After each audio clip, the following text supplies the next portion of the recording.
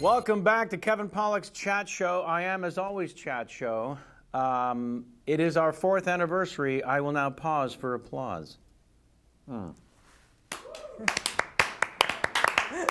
didn't mean from my guest and my crew. I meant from the audience at home. Well, how are we going to do that? And around the world.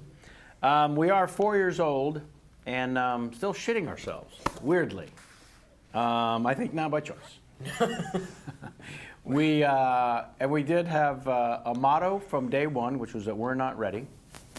As opposed to the not ready for primetime people, we literally were not ready. My first guest, LeVar Burton, the way we had the show set up was the guest was on this side, but they were seated against the far wall across from me. So while I sat there doing the opening, someone cued him to get into his seat, and he crawled on his belly underneath the cameras to get into the, which is how you want your LeVar Burton, by the way. You want him on his belly. If I could help you, potential interviewers in the future, you want that man on his belly, because that's where the magic is, on the Burton belly. We actually have some missives, some email congratulations from some past guests. How about that? Who apparently knew it was our 4th anniversary. Wow. Yeah, this is unsolicited, completely unsolicited. That's amazing that people keep up with the show that much. Now, by the way, when I say completely unsolicited, I guess what I mean is utterly. Oh, so the opposite of the thing you said. That's what it is. Okay, I understand now. This one from our dear Adam Scott, who writes, "Doing your show was the best time I've ever had wearing shorts on camera. I think.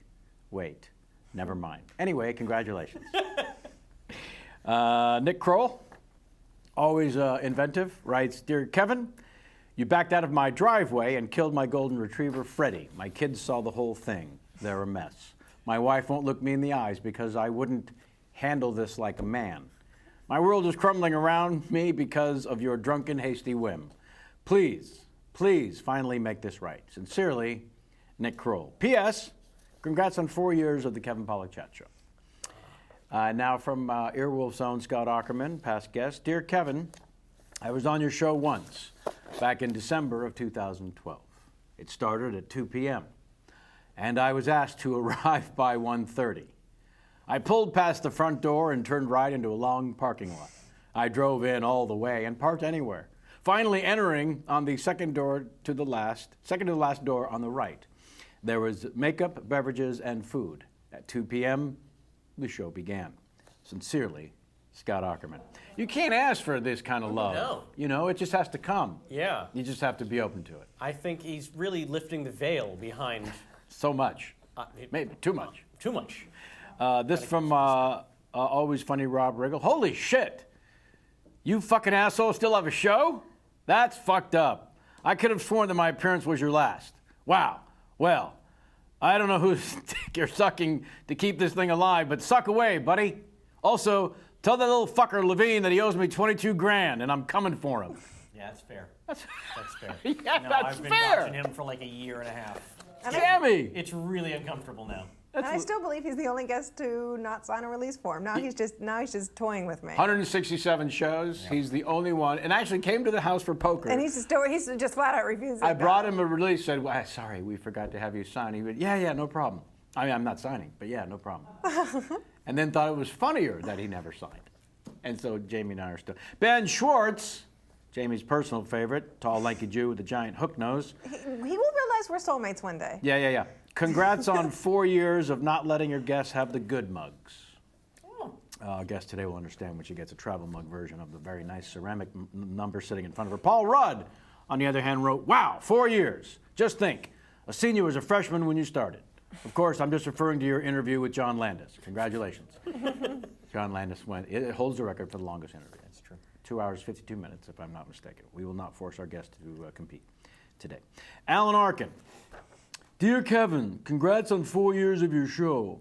As much as I like to be sarcastic and rude in order to get a cheap laugh, I have to say that you're doing a terrific job. You manage to be funny, respectful, and strangely interested in what other people are saying, which, although refreshing, we're about halfway through, is what keeps you off the big networks and huge salaries. I don't know if you know this. In addition, I even remember that when I did the show, there was a pause for about 2.5 seconds which, as we all know, on CBS or NBC would be considered a breach of contract. But not ABC. But not ABC. He left that one out. And Fox, they're fine. They don't mind 2.5 seconds of silence. Good point. That's why she's still the head writer on the show. I'm quick. Yeah, you got to have it. You got to have it loaded. I'm not sure who was responsible for the pause. If it was me, it was probably acid reflux. I'm not admitting culpability, but I'm an old guy, and the reflux thing is certainly a possibility. It could have been my dementia, which, although I find delightful, is a source of some concern for other people. Are we halfway through now? No. Okay. At any rate, congratulations on being around for what these days would be considered a millennium, and for staying both interested and interesting. Chris Guest writes, Kevin, you are a friend and a hell of a talent, and I absolutely have no memory of ever doing your show. I'd love to hear more about it, though.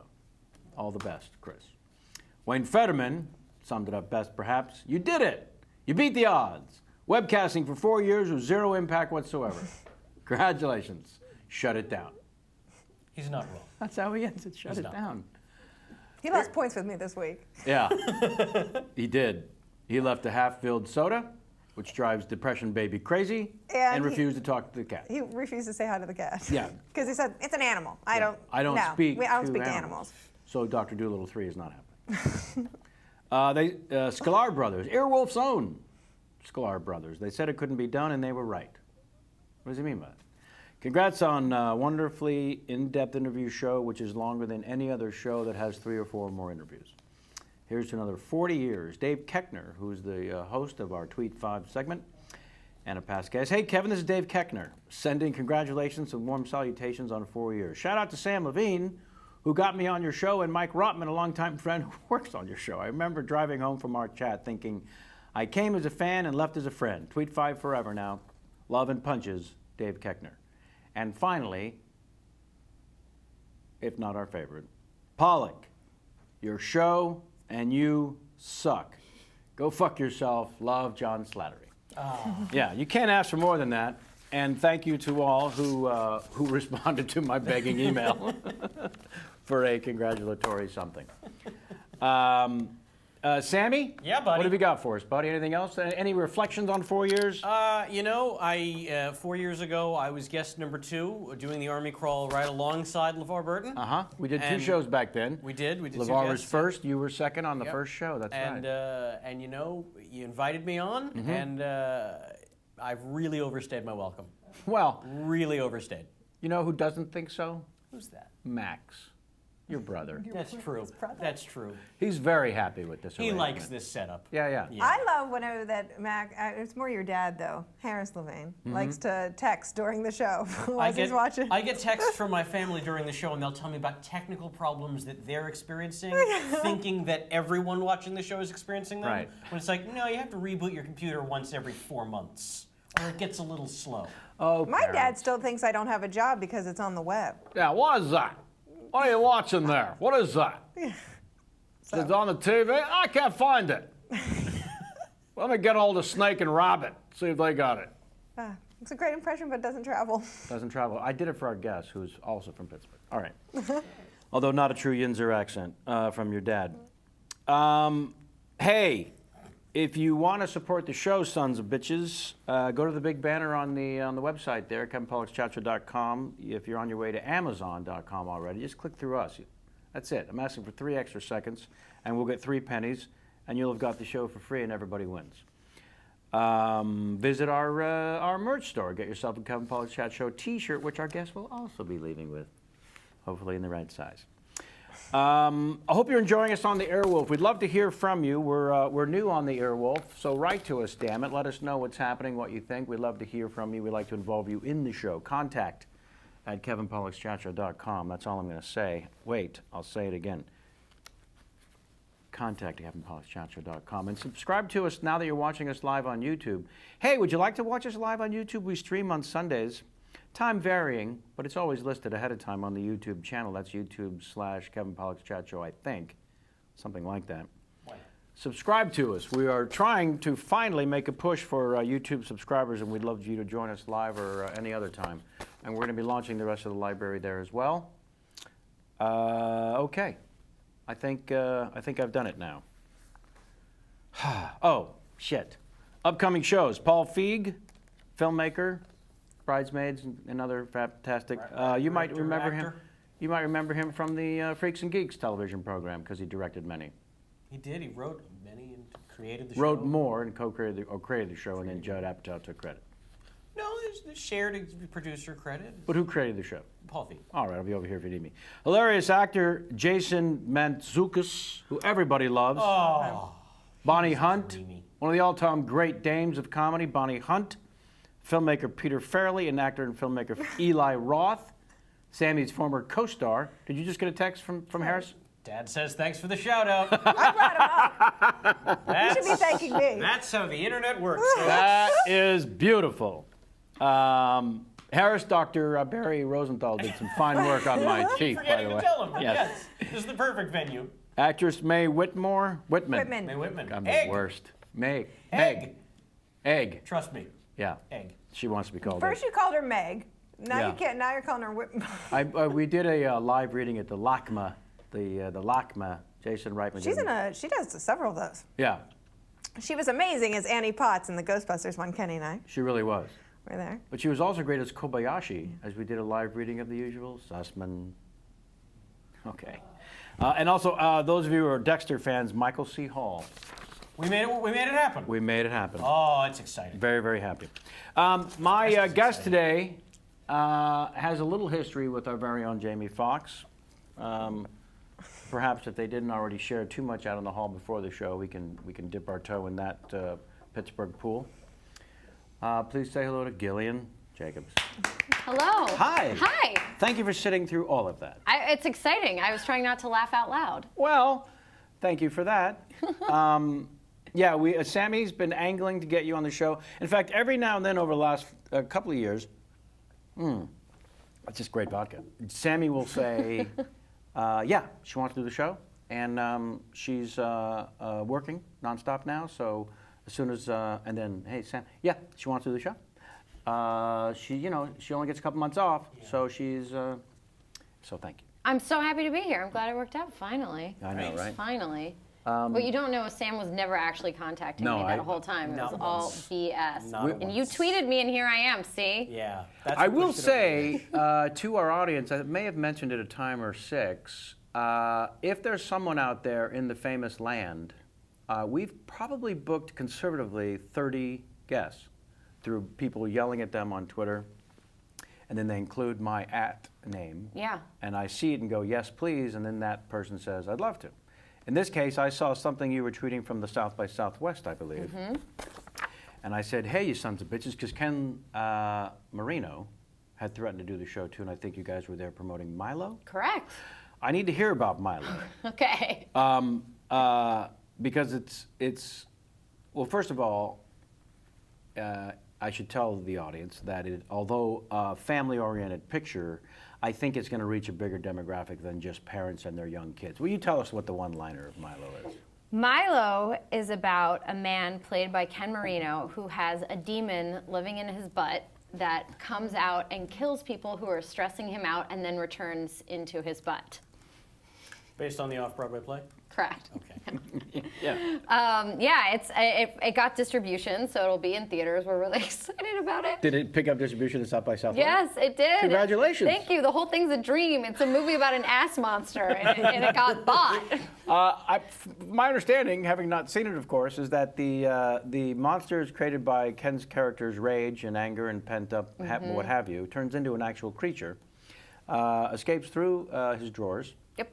goes out and wreaks some, and then you just see the creature sort of find its way back into the top of his pants. How is it that we know the No, creature? there's re-entry into the anus. Is there? Yes. Oh, yes. That's where it lives. well, so it has to go back home. They wanted to be clear? Oh yes, yeah. I mean, you don't actually see an anus in the film. No- I'll be no clear about penetration. that. No, but yes, you do know that it returns mainly from Ken's facial expressions, which are very expressive. So there is re-entry. Not too dissimilar from one of my favorite moments of a community co-star of yours in the film Fletch when Chev is getting a physical exam and sings Moon River as a way to express his current situation. Yeah. So South by Southwest, you've been there before, but it was a fun time? Yeah, the first time I went, the film didn't get bought, so I liked this time a lot more. Ah, yeah. I would think so. Yeah, it's a lot better when Yeah. you have success. And did you find Strange. out about the purchase while you were at the festival or shortly thereafter? No, maybe like a week later, back when I was back in LA. Still Yeah. fantastic. Still fantastic. Yeah. It's a movie about an ass monster. I can't stress how amazing this is, that it's going to be seen by people. Yeah.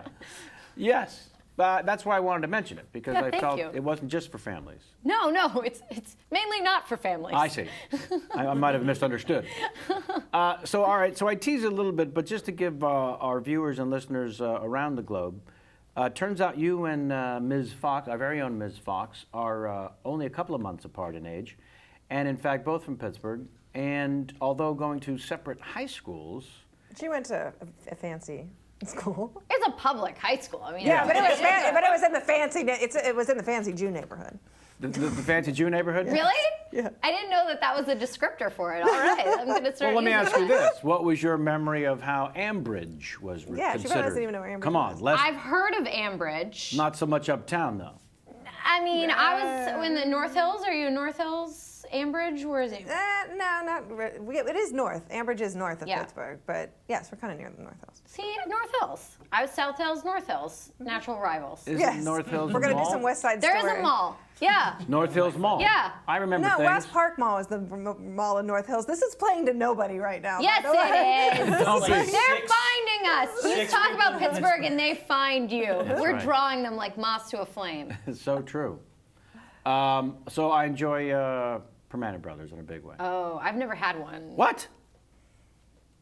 Uh-oh. Tell me you like Yinling. I don't drink. Ah.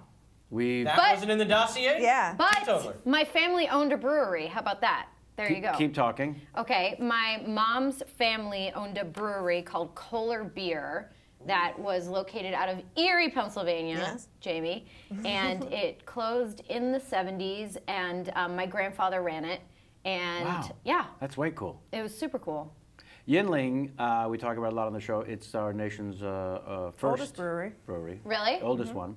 From Pottsville. Pottsville, Yep. Pennsylvania. I know people from Pottsville. Oh, do you? I do. Do you know the Michaels? I don't know the Michaels. No, me neither. Okay. So you guys ended up in the same sort of, it was It was a writing class that we took for fun Yeah. at the public theater. at the Pittsburgh We Public voluntarily took was it like a theater criticism class? Yes. Yeah. So that you could cut school and attend. No, Theater. No, it was like this is we took this willingly after school. Yeah, we didn't get out of anything. No. Wow. Yeah. And so you went to the public theater where plays were shown? Yes. Yes. And there Where you we saw learned how to write August critiques of them. Wilson? Yes, Yes. yes. King Hedley II, one of his final plays was in rehearsals there. Its first production, and we took a field trip to the Pittsburgh Post-Gazette to Yes. meet with the theater critic, and we had to I don't remember. I can't see it. I know. What was our final? What did we do? Did we write things? Yes, we would see a play, and then we would have to write a critique of it. But Yeah. there was more than that, and I don't know. It was 13 years ago. Yeah. But I do remember though that you were talking about. You were talking earlier about Yeah. giving the tours of the theater. I remember helping out with that. Too. Oh yeah. Yeah. So I went to the Pennsylvania Governor School for the Arts, Aha. which is no more, and I think is really a sad, sad thing. But as part of that, you would have to go back to your home community and do some kind of arts outreach program. So I created a tour of the Pittsburgh Public Theater. Nice. Yes. That's very cool. Service-minded child that I was. Oh, well, listen, your dossier is filled with things like this. Oh, really?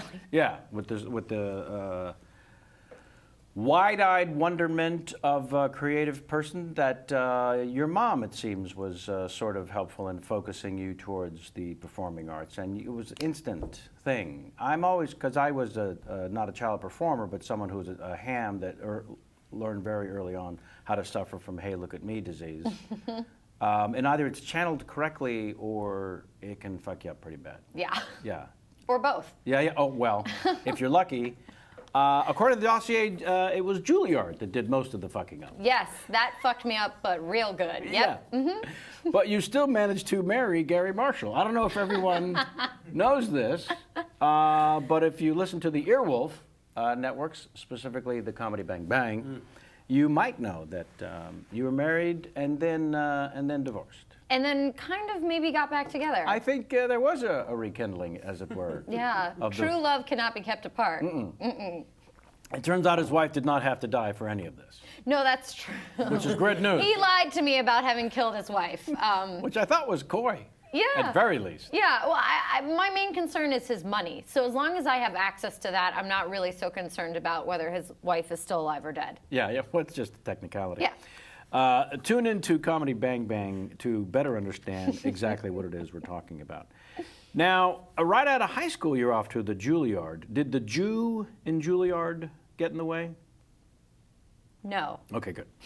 That is the correct answer. Was there like an audition? Because you know, the only person I think I met early on in my stand-up days from the San Francisco was the name drop warning. Robin Williams had come from Juilliard, and his sort of thing was, it informed a lot of his early improvisations as to how to overly be dramatic and ridiculous. Yes. And almost nothing else. And then everyone said, stop. Talking like that. Yeah. Yeah. And being funny and interesting. It's a tough place. I think that if you are not solely interested in doing classical theater, you might have some difficulties at that school.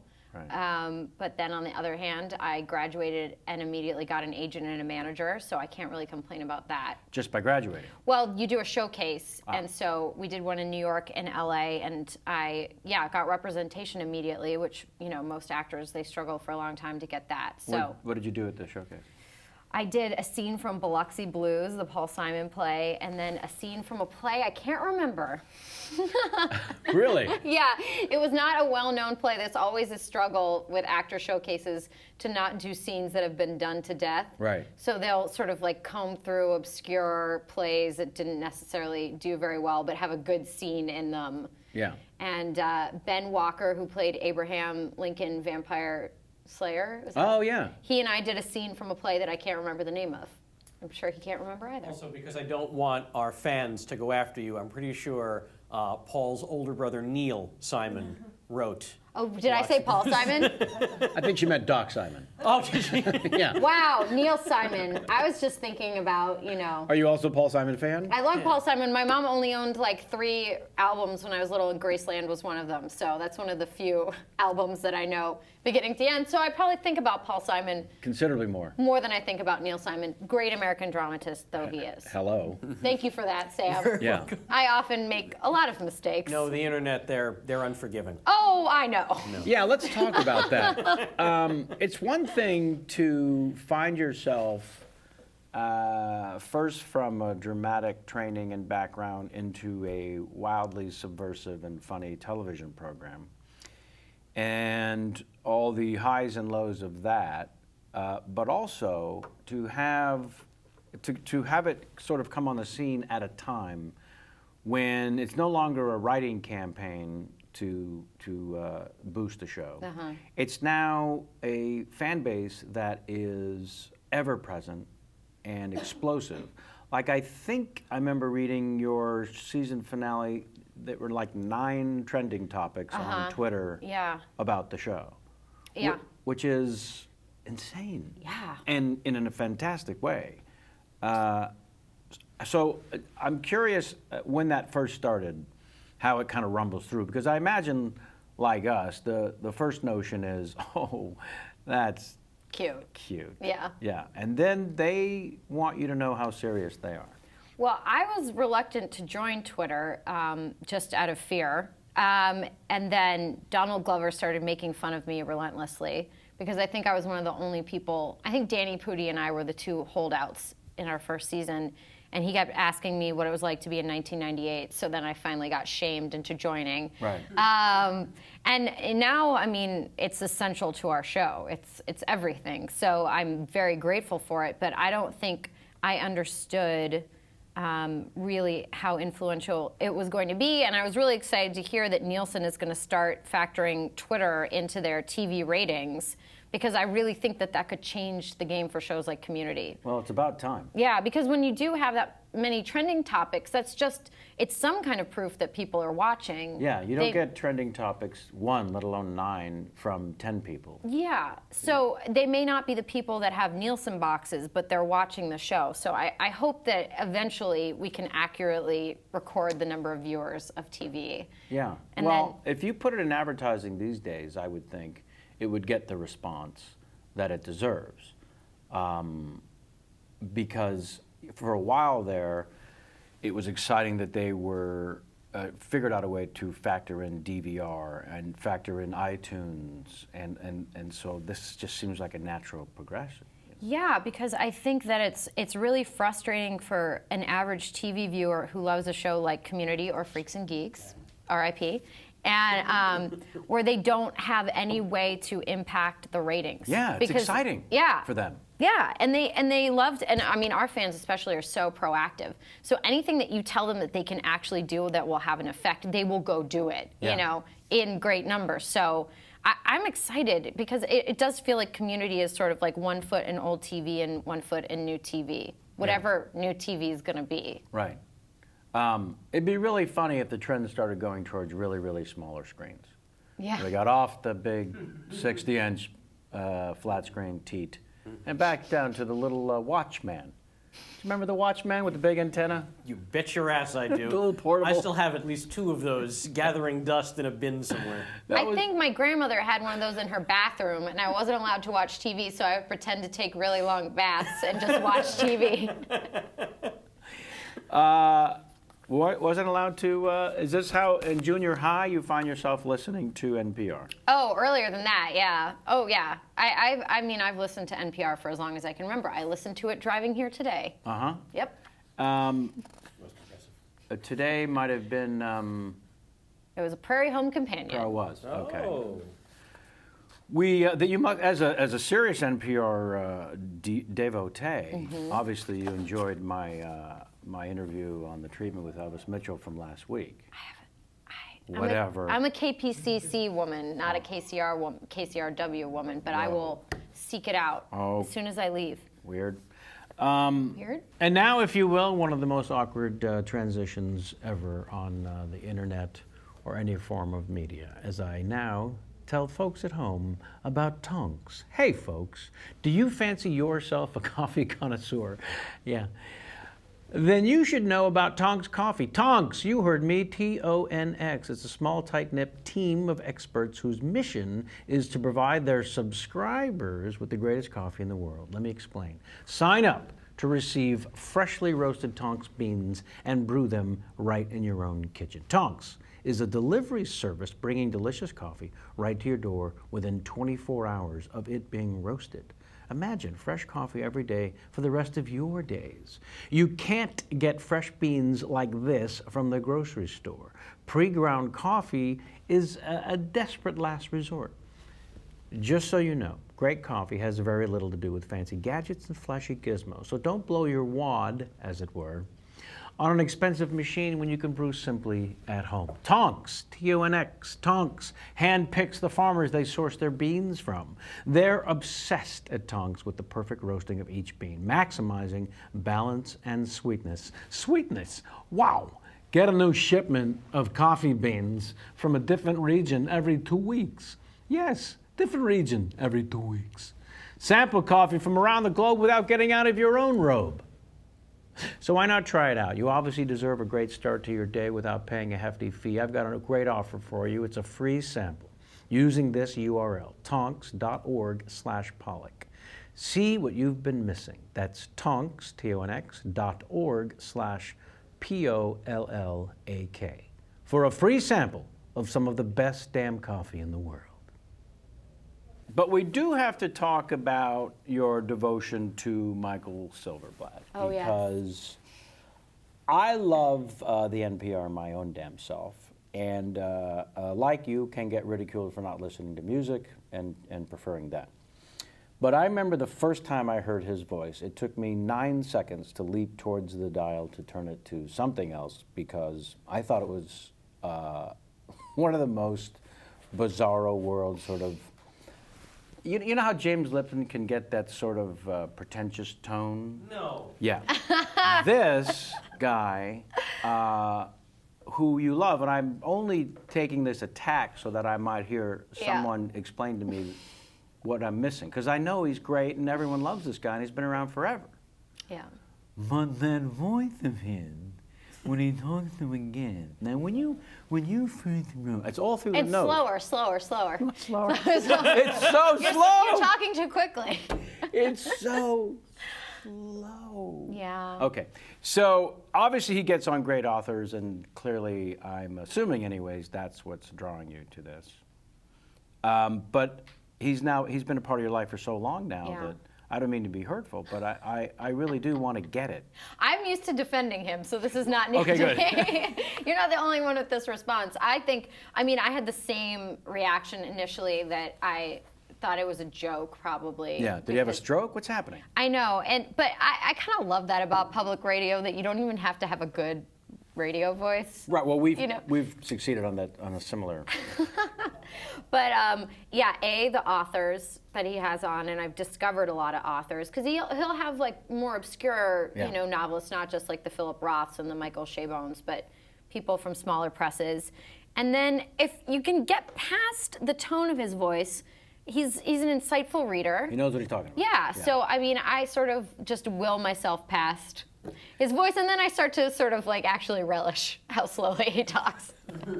At a certain point, it eats itself, and then I just love it. Yeah. Well, now it makes sense. I know you're not going to listen to it, but Speaking of which, where is it? There it is. What's the damnedest thing you discovered from the book, The Telltale Brain? Would you say the damnedest thing? I think that the damnedest thing that I discovered from that book is this contraption that this neurologist, whose name I cannot pronounce because it is a difficult Indian name, he was working with people who had phantom limb syndrome. Most people, when they get a limb amputated, they then still experience it as though it's there. Itches and And if you had issues with that limb before it was amputated, sometimes that continues into your phantom limb. So like if you had a tricky wrist. You'll experience pain and cramping.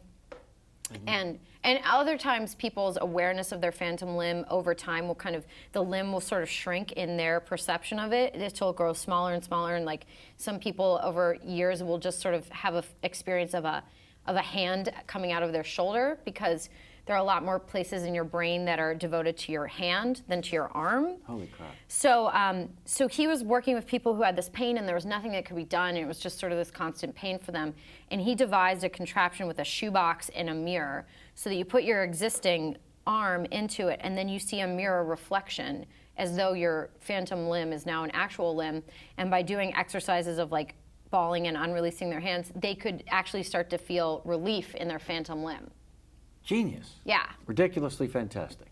I was just reading a little bit about it from the dossier and thought it's almost like the ocean in terms of it's utterly untapped and undiscovered in hundreds and millions of miles of knowledge and information that. You hear stats like, well, you use 4% of your brain, or that great moment in Defending Your Life, the Albert I Brooks love that movie. Yeah, so much. I can't try to remember the percentages, but so I thought there must be some amazing. There's another thing about like if you have an injury, sometimes to like your hand, say, that your brain will put a map of your hand on your face. So if you touch different parts of your face, it will correspond to your hand. It's crazy. Oh, that's yeah. It's really insane, and I think that he talks about in the book how neurology was basically there wasn't a lot of progress, and then 15 years ago there was just this explosion of research and progress in neurology. So I just think it's fascinating. Now, did you get tapped into this world? How young were you? I think I read my first Oliver Sacks book, maybe in college. The Man Who Mistook His Wife for a Hat was the first book of his that I read, and I thought it was riveting. All these different like neurological symptoms you can have, and different conditions with brain injuries and having face blindness and all these things. So I read a bunch of his books, and he keeps publishing, like he had one about music and its relationship to the brain, and hallucinations, his newest book I read, and vision in the brain, and I don't know, I like it. Do you think that it is, other than your own awareness, that it has changed any behavior and brain function? I mean, do you see any results from this mind expansion that you've had from the books? Because I'm always curious about that. Yeah. If you read it, they will come, sort of thing. Yeah. Other than boring people at dinner parties and now on the Kevin Pollak chat show, I don't know what effect it's had on me. I guess it's just the wonderment of the brain. You know, I read this other book called The Emperor of Scent. Have you heard of this book? Please keep talking. All right, you're losing viewers by the second. No. Fine. Most of them are very good at typing with one hand anyway. Oh, okay, it turns good. out. So apparently, scent is the sense that we understand the least. The operating theory of scent people know is inaccurate. Wow. But there's this whole like chemical scent industry that is built around this theory, and it's sort of like a multi-million-dollar. The perfume jerk. Yeah, perfume jerks and like industrial perfumes, like Tide, and every household product is also people inventing scents for those. They as know well. what they're doing when they put a scent into Tide. Yes. And what it does when you smell your sheets, that's a drug. Yeah. And so these scientists work at these big corporations, but because they don't actually understand scent, maybe in 1 year they'll only create like 2 pleasing smells because it's the least understood. And so this guy who's named Luca Turin is obsessed with smell. And as a kid, he was obsessed with perfume. He's written this comprehensive perfume guide that you should read because it is hilarious. Oh, wow. His 4-star reviews, his like rhapsodic raves are hilarious, and his 1-star like slash and burn jobs are hysterical. You should read it. And so he came up with a new theory of scent that he thought was more accurate. And I guess in the scientific world, how it works is you try and get an article published in an esteemed science magazine, and that's sort of like how you make headway with a new theory. But because he was going up against this established business of like corporate scientists, scent inventors, nobody wanted to touch it. And so you sort of follow him trying to get this article published, getting rejected, trying to get it published, getting it rejected, getting people to do him favors to let him use the one machine that Wow. he can use to test, getting it rejected. But all along, as you're reading more about it, you're like, but this makes sense. Like, Yeah. it seems like he's actually onto something. Maybe he's not 100% right, but he's more right. And he's ostracized by the scientific community because it's sort of perceived as a threat to the established way of doing things. What's his name again? Luca Turin, Lucaturin.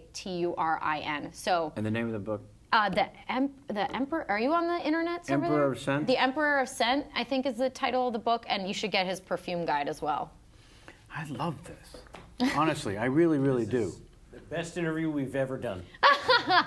Sammy, you're not wrong. And for that reason, we're going to take a little break. Yeah, we're going to break for sponsor, for the Earwolf fans who love to support this show and wonder, what can I do to help support your show, Kevin? Well, here's what you can do. We want to give a shout out to Ting, our wonderful sponsor for today's show. Ting is a killer mobile service provider that puts your name to shame. Puts your name to shame. Get with it, people. I've got a special offer you'll want to take advantage of. Head on over to chat.ting.com now, right now, to open a new account and get $25 off your device or $25 in service credit just by using that URL. That's chat.ting.com. Thank you, Ting. Now on to the show. That's it?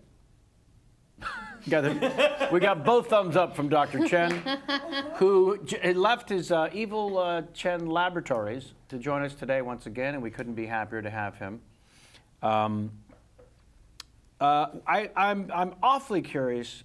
Now back to our guest. I'm awfully curious, Gillian Jacobs, what it's like to be directed by Philip Seymour Hoffman, who, the day after he won his Oscar for Capote, Jamie and I saw him out front coming out of a Houston's. And he was wearing the Oscar on a chain around his neck. And I thought, that's weird. At Century City Mall. We were at Century City Was he Mall. really wearing Yeah. the Oscar around his neck? No. Oh, I would love that. It's like, that's very un-Phil, but cool. Yeah. Although Don Cheadle did show up, he tweeted a photo of when Oh, he with his Golden Globe. won his recent Golden Globe. He did attach it to a chain and had a scepter, I think, a crown and a cape. I love that. Yeah. That is Oh, I love that. You can do that with a Golden Globe. See? You can do that. Little with a easy. Golden Globe. Oh, it was intense being directed by Philip Seymour Hoffman because no matter what he tells you to do as an actor, you know he could do it himself and better than you could ever do. So I felt a strong desire to not disappoint him. Oh, I would think so. And how long are you with him before you stop calling him by all three names? I tentatively call him Phil. In the same. And how did it land that first time? I probably whispered it. I don't.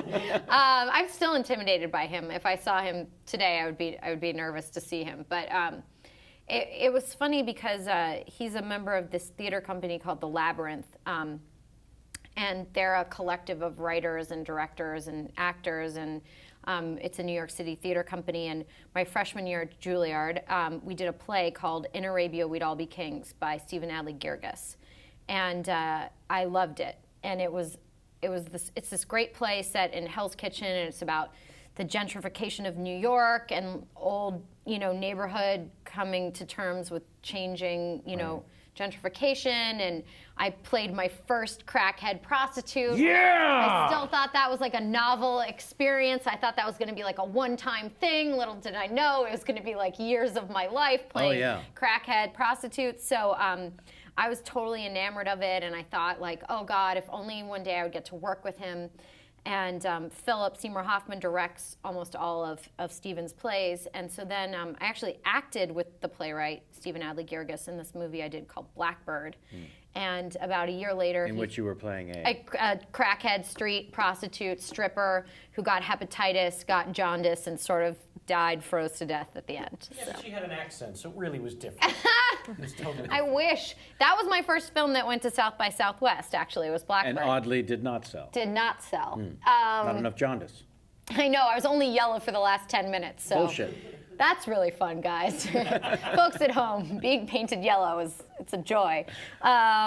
So Stephen Guirgis said, I'm writing this play. I would like for you to be in a reading of it. And so we did a reading of it, and it was Michael Shannon played the lead role. And, Love Michael Shannon. Yeah. And he was also in Blackbird as well. Wow. He raped me in Blackbird. My first of many rape scenes as well. But I was very lucky to have it be Michael Shannon. And yeah, I think we've all said that a time or two in our lives. If I'm raped, dear Lord, oh, I want his please, big head bearing down on me. let it be the giant noggin. Yes. Of Michael Shannon. So do you watch him on the boardwalk? I don't, but I think he's a phenomenal actor. It's crazy. Yeah. How good he is. He's just sensational. He was nominated for an Oscar from the Revolutionary Road. Yeah. The Leo DiCaprio. One of my favorite novels. DiLeo. So Michael and I did a reading, and the funny thing about Stephen Guirgis is that he'll write like the first half of a play, and he'll have that for about 2 years, and then he won't write the second half of the play until about a week before the audience comes. And that's one of the funny things about it. That's hilarious. I mean, to me, turned out I didn't have any lines in the second half of the play, so it was fine, but Ellen Burstyn had to learn like a 20-minute monologue in like a week. Oh my. So that's not right. It's difficult for an actor of any age, let alone in your 80s. I mean, she was sensational, but holy crap. Yeah. How does he justify this ridiculous? It's the way he works. They literally like go to his apartment. It's mythology at this point in the theater company of like Phil or somebody banging on his door to like, we need the second act, and you're just sort of waiting for it. You rehearse the first half, you run it, and I remember him saying like, you're gonna have a lot of stuff in the second act. You're gonna have a lot of stuff in the second act. And I was like, okay, because I was playing Michael Shannon's girlfriend in this play. Long before he raped you. This is after he raped me. He raped you in the movie. He raped me in the movie, and then we had sex in the play, but it was consensual. Finally. Well, I mean, things went better than you thought. Yeah, but yeah, I'd say like a week before the audience, we got the second half of the play. I didn't have any lines, so I realized I was fine. But Ellen Burstyn, had to learn this enormous monologue. It was It's crazy. Yeah, I would think so. It's daunting to me, actually, that kind of workload in such a short period of time. I mean, for you, on the TV show, for example, you guys are working crazy long hours. Are there a lot of rewrites last minute? I guess it's just part and parcel. There's no way around it. It happens. Yeah. And so from all that training from theater, which I did not have, which I have to hope and assume trains your brain somewhat in terms of flashcard memorization. Yeah, I'd say yes. And a lot of discipline Yeah. you learn doing theater. Because there's not a lot of room for bullshit Right. in plays. And especially when you're a kid and you're the only kid in the play, you just don't want to get yelled at by the director or the stage manager or the other actors. And I had, all three happen to me. I remember I was doing a play at the Pittsburgh Public Theater, shout out, and I have really terrible vision. I didn't get contacts until I was like a freshman in high school, so I was still wearing glasses at this point, and I accidentally went out wearing my glasses for one scene, and I remember coming off and the older actor in the scene, the adult, like going, "What the fuck was that about?" And it was like, Wow. oh my God, I'll never do that ever again. Just like that instant shaming, and when you're that young and you just... What a loving, supporting Oh, actor yeah. that was. It was, and I revered everybody that I worked with, and so I was like, oh, I let him down, I let the play down. So you learn early on, like... to be traumatized by your craft. To be traumatized by your craft, which serves you well in this business. Hello. A lot of assholes. By the way, the glasses are fairly new to your character on Community? Oh yeah, that's when she's trying to be smart. Yeah, Well, she wears glasses. I just saw the most recent episode. Love this from Chevy, by the way. Oh yes. The wildly racist hand puppets. But I thought you looked great in glasses. Thank you very The hell's much. I mean, I'm a little partial to our very Yeah. own Jamie, who is always preferring the glasses over the contact. I think that, when you're a kid and you're a kid before hipster glasses are cool. Oh, yes. But now that they are. I know. I'm just so slow to like actually accepting the fact that people like the way I look in glasses because junior high was not kind to me. So it's going to take me a while, I think, to work up the courage. Yeah, I only wear my glasses at night in the privacy of my home, not in public. So I still love that you're tormented by what everyone thinks. deeply. Yeah. Deeply. Yeah. Aren't we all? I Just a don't know. little bit. I don't There's know how no to get getting past off it. There- No. Yeah. No, I don't. Some people don't have that chip, and they seem to be happier. But Ignorance is bliss. yeah, So in 2008, after you were kidnapped and forced into a life of prostitution and drugs, how did you escape, and was it difficult to lead a normal life afterwards? Oh wait, that was a role you played in yet another film, Gardens of the Night. yeah, that was a pretty intense one. My younger self was kidnapped and raped by Tom Arnold, so it was a very intense film. Oh. Let's go back to Michael Shannon, please, if we can, in our memory banks. Prior to that, if I may, Yeah. I believe is when you worked with the amazing Sam Rockwell and Choke. Yes. Yes. Yes. Now, this one won a special jury prize, Best Ensemble Acting at the Sundance Film Festival. Holy shit. Yeah. Now, you only graduated from Juilliard in 04? Mm-hmm. Right. So by 08, you're part of a Sundance Film Festival award-winning ensemble cast. Yes. Less rape in this one? I was a prostitute. I mean, I was a stripper. I was a stripper. Stripper? Know what? I had a very actually nice relationship in that film. That ours was sort of the redeeming, positive love story in that film. So no rape. I was not raped. Well, let's talk about the lovely Sam Rockwell, though, Yes. who we're crazy big fans of here. Agreed. I'm Yeah. in that camp myself. Yeah, he's awesome, and he's part. When you're a theater actor in New York, it's a much smaller world than LA in terms of just the number of people. So he and I knew people in common and had friends in common, but I'd never gotten to work with him before, and I was just so excited.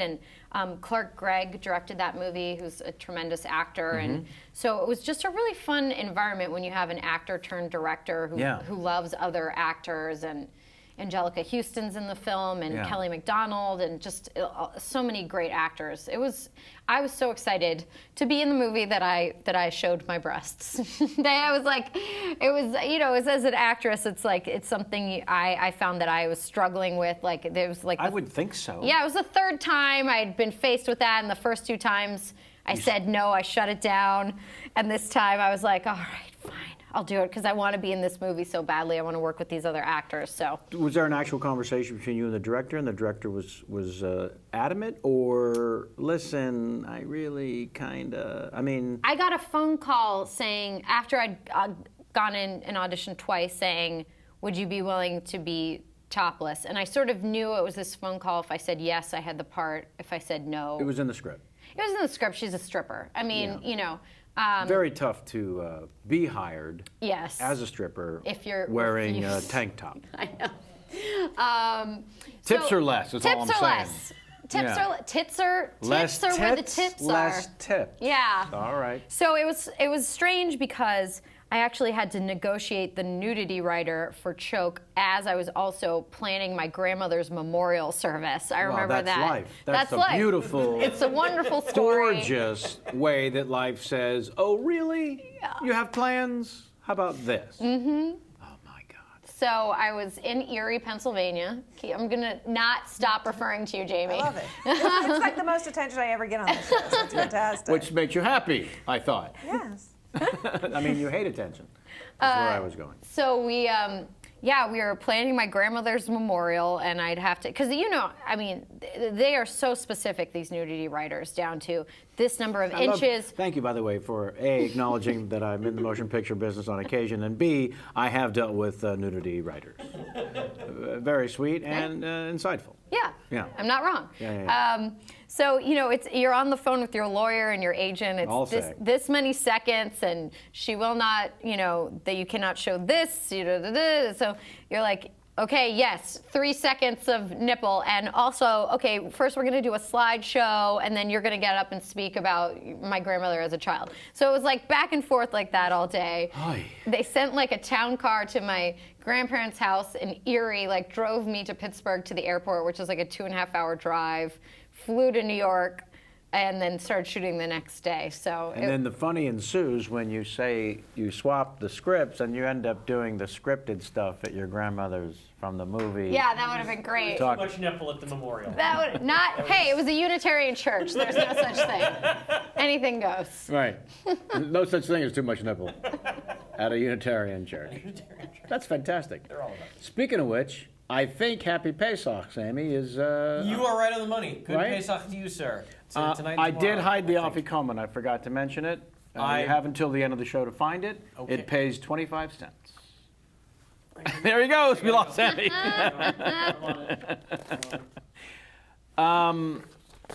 Did you get a chance to see Sam the Rockwell in the behanding in Spokane on the boards? on the No, I Broadway? didn't. Oh, no. Jamie and I saw I it. bet he was amazing. It was ridiculous. Yeah. First of all, his character is kind of in a different play. He steps forward and does monologues for no reason, that we can tell. Yeah. But just mesmerizing. And how do you be mesmerizing in a play that Christopher Walken's in? I know. How do you get to be the mesmerizing one? And Anthony Mackie's insanely Oh yeah, great. he was at Juilliard when I was there. Was he? He was a senior when I was a freshman. Well, yes. wow. Yes, he's an incredible. Fridays with Juilliard, is that a big deal? Freshman Fridays? What are freshmen Fridays? Everybody knows. You didn't even go to college. What do you know? That's a high school thing. What are freshman Fridays? That's when the seniors pick on the freshmen on. Oh, that was like every day in my junior high. Oh, all right. Yeah, it wasn't a Friday thing. I remember you weren't allowed to wear blue in 7th grade, or you get shoved into a locker. That was a thing? Yeah. And you found out the first time you got shoved into a locker. Some girl in my class who was much bigger than me, because I was not even 5 feet tall at that point. She was like, "Don't worry, I got you." If they try and shove you in a locker. So like a prison bitch situation. Yeah. You had protection. Yeah. I think she did get kicked out of school later on, but then she was my ally. Yeah, another girl in my homeroom set fire to our school 3 times in 1 week. So I don't know how Yeah. fancy my school was, Jamie. Wow. Someone from right. my high school also murdered someone my freshman year of college. So cake eaters, you may have called us, but we were full of drug addicts and murderers as well. Sweet. This is fantastic. Way to Well, represent Pittsburgh. yeah, exactly. This is typical Pittsburgh. Yeah. This is typical. And I can do a Yinzer accent, by the way. I don't I'm appreciate going to need that. to hear a little down there. No, I think he meant because he's always impressed that I don't have one. Yes. Oh, that your Right, father yes. really was a 'Cause reference to my your father yes. having a crazy voice, but Yes. not in any way, shape, or form Yinzer. I'm going to need just a couple seconds of your... All right, it can be done. Okay. But first, I need to let folks know about mid-roll, if I might, please. Listeners, thank you for supporting our show here. That'd be Kevin Pollak's Chat Show. I love being able to deliver this podcast to you for free, and I would like to keep doing it. Now there's a simple way for you to help. In order to serve you better, I'd like some honest input. Please, please, please take a few moments to fill out our easy survey at themidroll.com/survey/Pollack. Let me say it again correctly once. The Midroll, that's the, T-H-E, mid, M-I-D, roll, R-O-L-L. Aha! themidroll.com/survey/Pollack.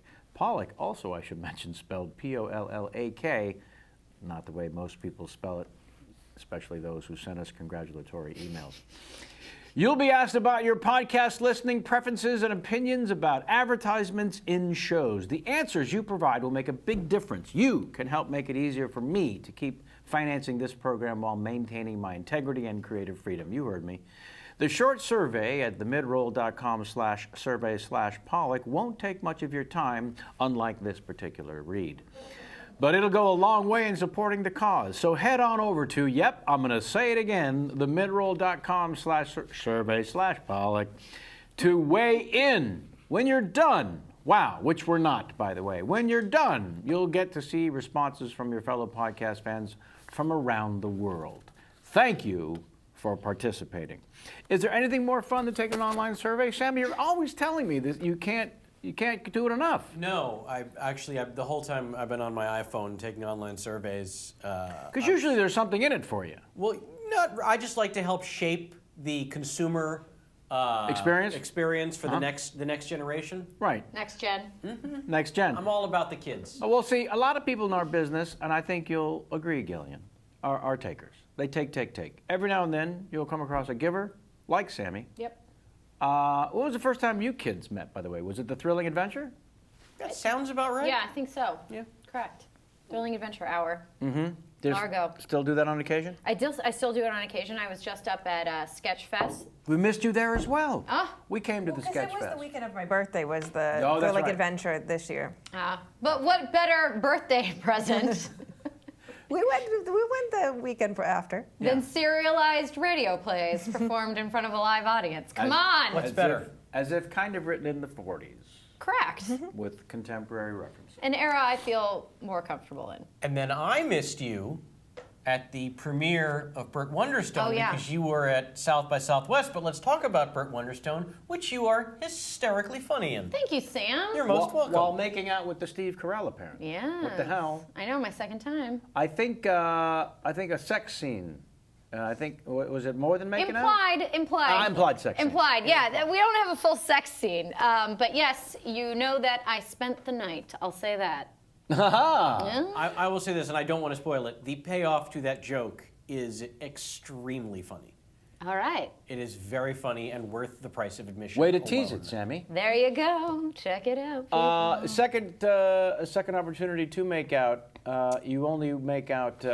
He'll only make out with you. I think is now in his writer. Oh, great. Yeah. Excellent. Then I'll work more. Well, is it which one is it? The next one. Oh, the lookalike? previous. No. No, I made out with him previously in Seeking a Friend for the End of the World. That's what it was. Yes, I kissed him and Keira Knightley in that movie. You kissed both of them. I did, in quick succession. Meaningful kisses each. Hers, I felt, was like more significant for me because it was Keira Knightley, but Right. Technically prettier than Steve Carell. Technically. I mean, A matter of taste. who's determining the I am. techniques? Mine. All right, then Mine. to you, yes, Keira Knightley was a more significant kiss. And I'm going to guess better kisser.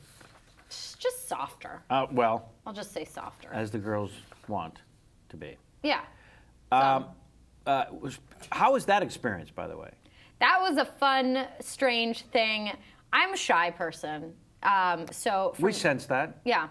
From the often clasped hands sitting perfectly at the center at the table? Oh, yes. Gripping each other. I even sleep like this, so I don't know what that says about me. Juilliard. No matter how much therapy I do, I can't stop clasping my hands.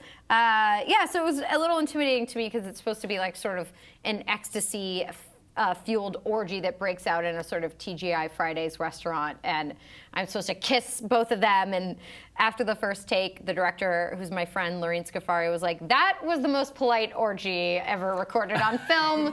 We've got to like spice it up a bit, people." But Right. it was, I'm shy. So it took me a few takes. But no rape. I was not raped in that film. Okay. I was not raped in that film. No. Trying to remember the last. Oh my God, when was the last time I was raped? With that in mind, let's go to the audience for a little tweet 5. Keckner? See, they weren't ready. T5, T5, T5 forever now. I gave them no warning. It's just it's something I like to do, keep people on their toes. This being our 4th anniversary. Emailed something funny. Did you read his? I did. You did? I believe I geez, did. Where was I? Reading. No. Actually, his was very much more complimentary and sincere. Yeah. So Did not fit in. It did not fit in. It was, what's wrong with this, which is not like the other, I believe. This comes to you, now explain the tweet 5. Is this or that, Coke or Pepsi? Yeah. No correct answer. And then you're judged harshly at the end. Great. This is from Lisa Orberl Milner. Okay. Paul F. Tompkins or Please Call Me Gary Marshall? Please call me Gary Marshall. Words with Friends with Scott Aukerman or Comedy Bang Bang with Scott Aukerman? Oh, Comedy Bang Bang with Scott Aukerman. Okay. History or History of Ice Cream? History. Halloween or Halloween? Halloween. And lastly, of course, Troy or Abed. How can you ever get away from that? I will never, and it's great. I would say Abed. Well, you have no choice. And also the correct answer. We put off your ardent, true fans as long as possible. When are they going to talk about We've the show? made them listen to me talk about neurology, scent. I think it's important that they get to know you. All right. And your feelings on fictional rape. I don't advocate for fictional rape or real rape. Yeah, please. Thank you for clarifying. Because otherwise they might have thought, oh, but the real stuff's okay. Yeah, no. yeah. You let them know. The answer is No. no. No always means no. Not sometimes. Sammy? I got it. Sammy? I got it. This was a weird intervention, but you got to stop at the raping. That's fine. But mine's only fictional. Well, still, not healthy. Okay, so you're doing the theater, you're doing some movies, you're on a stripper pole, you're shying away from the raping, and like all actors, you're auditioning for everything, comedy, drama. I've bored our fans many times with the fact that before I did Barry Levinson's Avalon, which sent me on this course of being a dramatic actor, 3 weeks before, I auditioned for and would have killed for a part on Full House. Mm-hmm. That's how odd these things go. So walk me through a little bit of the origin of the community for your own personal experience. Well, I was doing a film called Helena from the Wedding, which shot in the middle of nowhere, New York State, in a hunting cabin, and it was pilot season, and so it was very. That's where you want to be. Yes, that's you exactly where you want to be. New York State during pilot season. Yeah. I don't know what you're hearing or what you're reading on the internet, but that's the hub. That's where to get the parts. Yeah. So it was very frustrating for all of us actors that were in the film. Corey Stoll, who's killing it on House of Cards and was Hemingway in Midnight in Paris. He was also in the film, my friend Melanie Linsky. We're all stuck out there and putting each other on tape in our hotel rooms, and that's just no way to get a job. Or is it? Or it was not. That's not the end of this story. So I was getting really frustrated because I'd get these auditions and I felt like, things were just, I had no shot. Yeah. And so I came to LA as quickly as I could, and Towards the end of pilot season. yeah, at the very end of pilot season, sort of felt like, well, it's mainly over, but what the hell.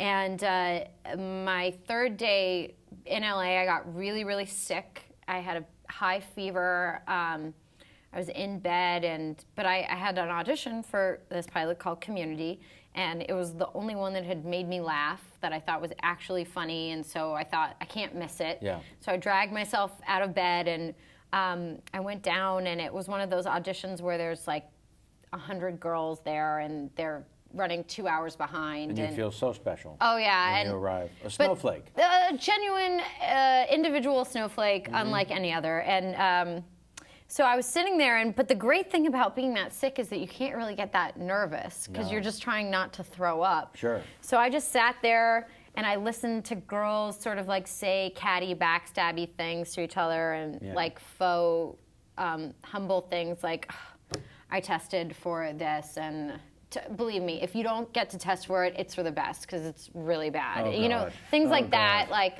Is there any worse creature on this earth than actors? in a waiting room outside of an audition, no. That insecurity just creates such terror. loathsome. Terror. Yeah. So I luckily was sort of able to watch it amusedly as opposed to getting, nervous because of it. And It's hard to give a shit when you're sick. it's hard to give a shit when you're sick. And so I went in and I read for Dan Harmon and the Russo brothers and our casting director and some of the other producers, and I left and I got a call right away from my manager saying they really liked you. I was like, that's great, like so sick, I just want to go die. And then I got a little bit better and tested for it for the first time for the studio for Sony. And Had you been through that before? oh yes, Yeah. and I'm really bad. Sam and I were talking about this before the show started because I have terrible nerves and things would happen to me like my vision would go fuzzy. Really? Yeah, from nerves. Right before a test? During a test. Wow. Yeah, I would just start to get in front of the executives, like the suits, and my vision would go my knees would literally start shaking like That helps you visibly. concentrate, though. Sure. Sure. Yeah, you have a problem to overcome. Sure. Yeah. I remember one time I was like, well, maybe what they want is to see more of my personality. So maybe I'll make a joke and it'll lighten the room. And I remember that casting agent called my manager and was like, that didn't go well. She shouldn't do that in the future. So That's always nice feedback. yeah. Sammy, you love to walk into a room. You were just regaling me with walking Yeah, into he a room. loves a room. I love to walk with your into the smart-ass room. remarks. I hate a room. I hate a room. I'm gonna miss the room the rest of my life. Really? I'm gonna miss it every day. The source of all of my nightmares is your favorite place. Yeah. It's so strange. Yeah. And yours also, when you're there, gets a little rapey at some point. Oh, for sure. Yeah. I Oh, lead okay. with a rape joke. Really? Oh, why not? They like that? They love it. That's what I did wrong. It's different Yeah. coming from a man, please. It's true. Please. It's No, I true. talk only about male rape. Again, better to give than receive.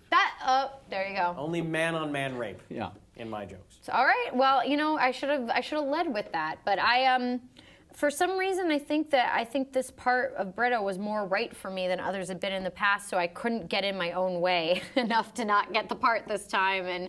But they always put you through these hoops and read for the studio, and then they said all of NBC is in New York, so instead of going live in front of the network, we're going to put you on tape. Each one of the girls read with Joel, and they taped us, and then they were going to show that to the network, and they said that'll be it.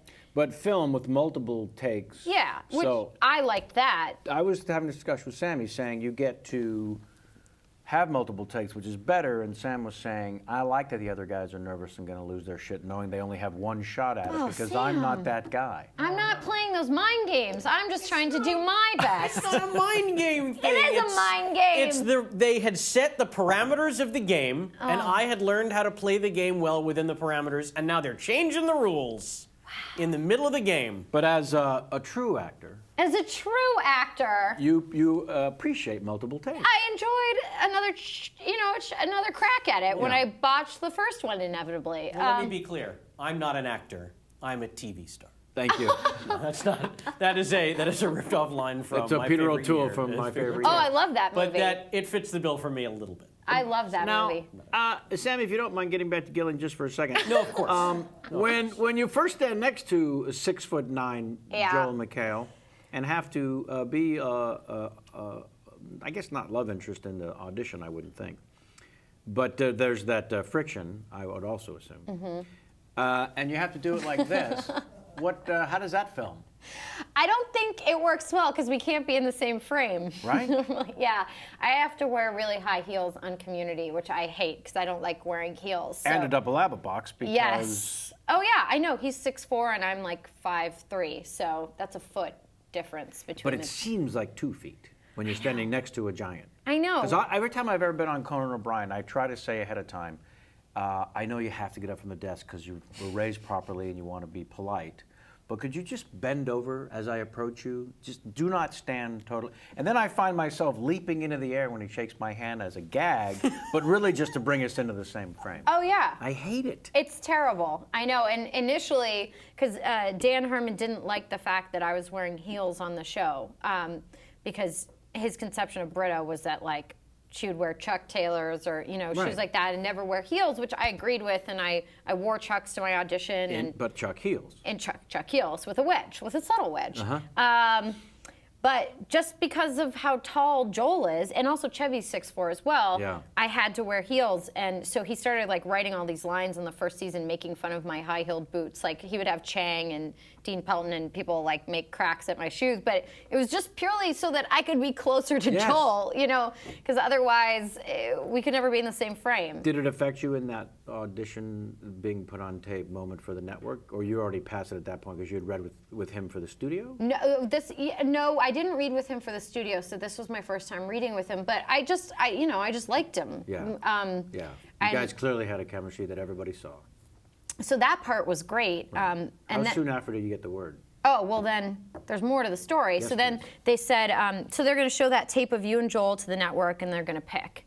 And we'll know by Thursday. And so every time my phone rings, my heart is leaping out of my chest, and it's never. This is it. And it's never it. And then they said, we have good news and we have bad news. Oh, God, I fucking hate when they say that. Yeah. Why must you say we have good news and bad news? Yeah.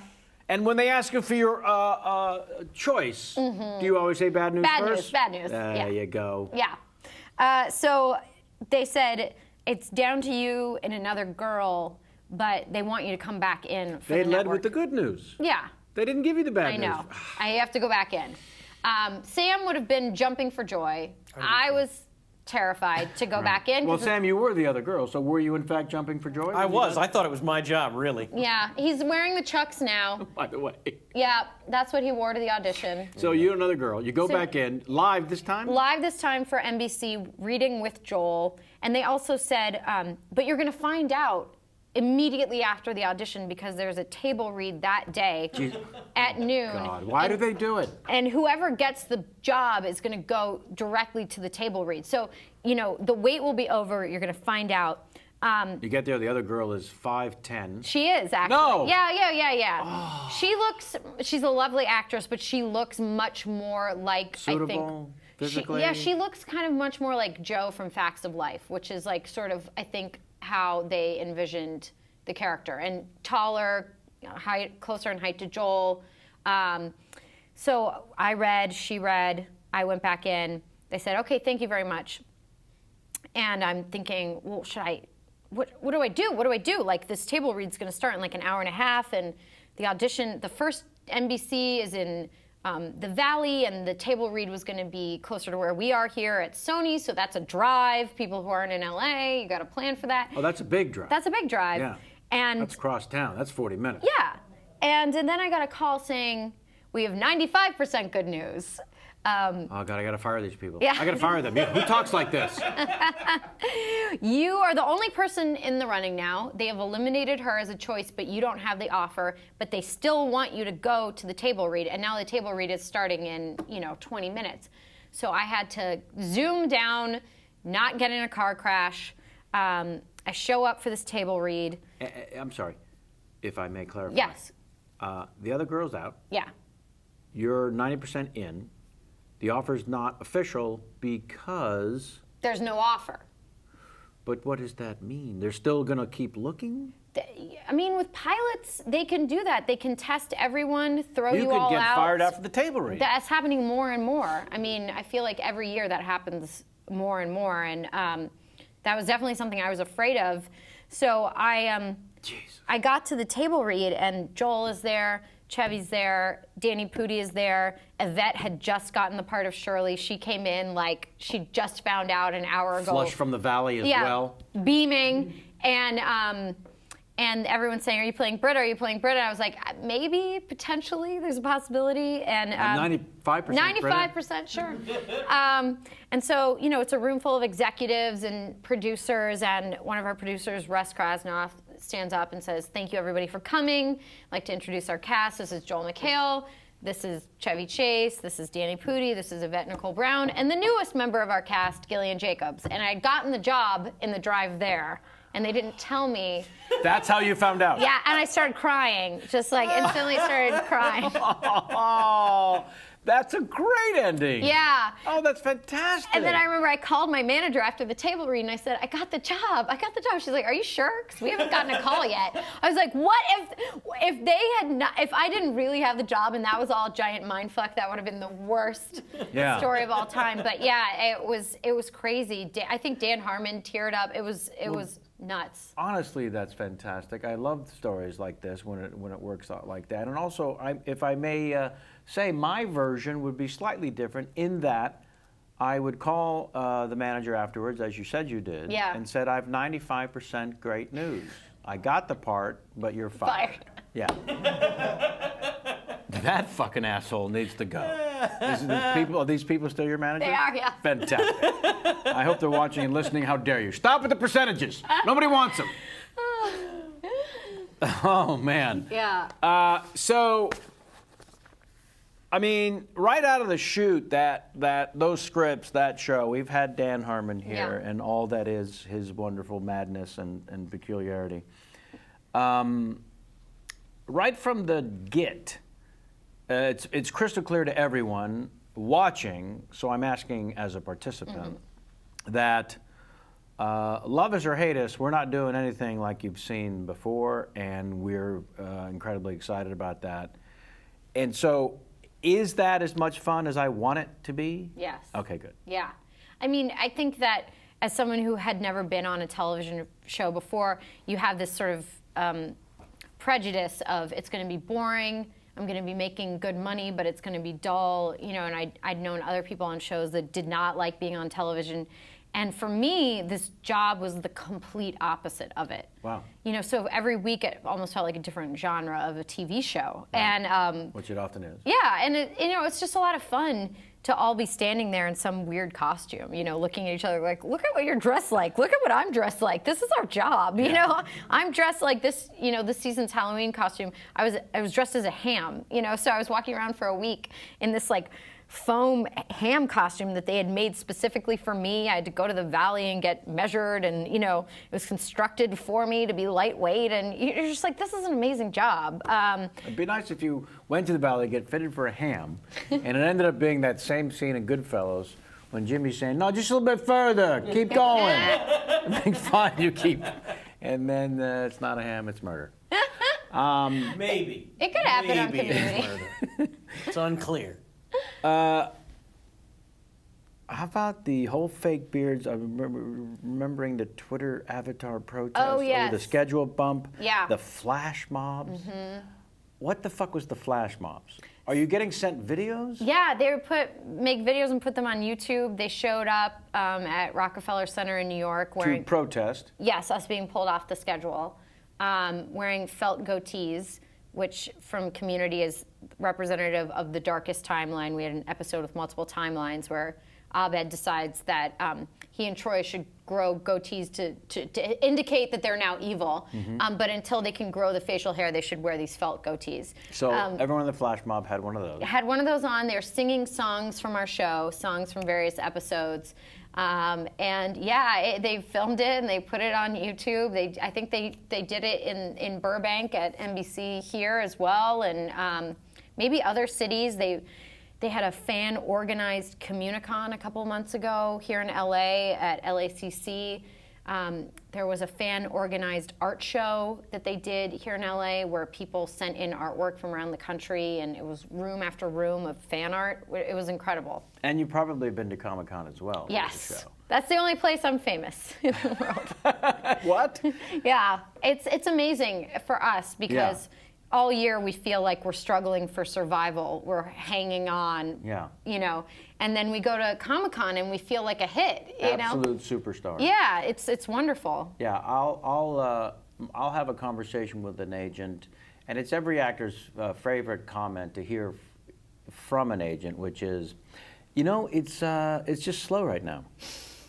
No, it's actually never slow. Yeah, for some people. In terms of filmmaking, because they say it as if they just kind of slowed down making films.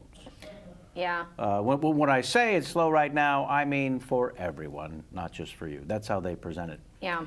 And so I start as a stand-up, and I continue to do dates, and I'll go into any town USA, and I'm it in that town of any town USA. They can't believe I'm there, and will literally say, "What are you doing here?" They can't believe it. And then I'll be on the phone with the agent saying, "Have you not checked with the people of Springfield, Illinois?" I'm huge. Yeah, it's not slow here. It's anything but slow here. So I imagine you guys can't even walk across the floor of any of those. They don't let us. They kind of Comic-Con. hustle you through. You know, it's kind of weird because I've been to Comic-Con 3 times and never been on the floor without being like escorted to a booth and then escorted out. So I would like to go one time and, you know, walk around and see the booths and everything. With the felt beard. With the felt beard. But yeah, it's incredible. I mean, I'm so glad that it exists. And usually it occurs right before we start shooting the season. Right. So we kind of enter on a high note, having just been adored. And then, you know, we get ground down. But it's unlike any other acting experience you've ever had and will ever have. I've never heard of fans doing flash mobs. I'm not sure it's ever been a thing. Maybe it has and I'm an idiot.